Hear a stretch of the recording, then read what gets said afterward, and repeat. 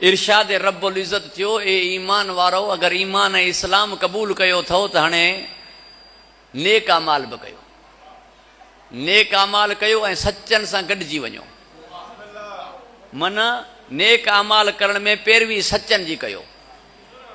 नमाज़ उहे पढ़ो जीअं सच्चा पढ़ंदा, रोज़ो उहे रखो खोलो जीअं सच्चा रखंदा खोलींदा, हज उन तरीक़े सां कयो जंहिं तरीक़े सां सच्चा कंदा। हिकु मफ़हूम इहो आहे, जे तव्हां सचनि सां गॾिजी वेंदव त पोइ तव्हांजो पाप क़बूल आहे। जे सच्चा साण न हूंदा पोइ मण बि मोटाए छॾींदो।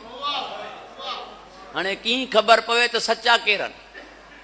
हर मुरीद चवे थो पंहिंजे मुर्शद लाइ त मुंहिंजो मुर्शद सचो आहे, हर नौकर चवे थो पंहिंजे मालिक लाइ त उहो सचो आहे,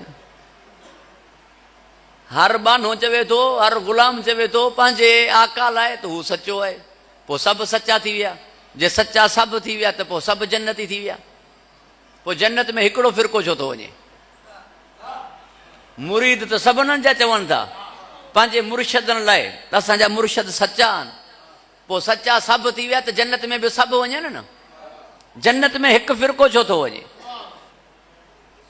तव्हांजी तवजो मूं ॾांहुं रहे। मालूम थियो मुरीद जे चवण सां मुर्शद जी सचाई साबित न थींदी।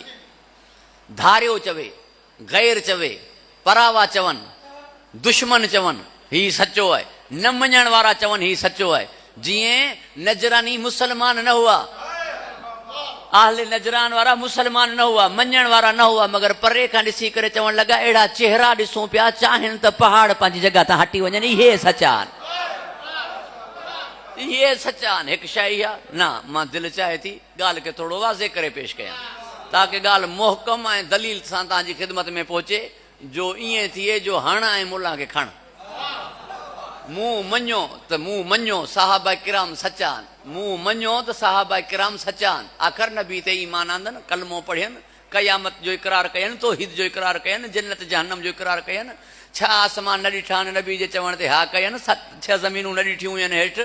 नबी आयो चयो फरमायो त आहिनि 6 ज़मीनूं, हिन ज़मीन खां अलावा त मञनि। हर शइ नबी जे चवण ते मञनि त सचा। मगर हर जॻह ते दर्जा बंदी हूंदी आहे, हर जॻह ते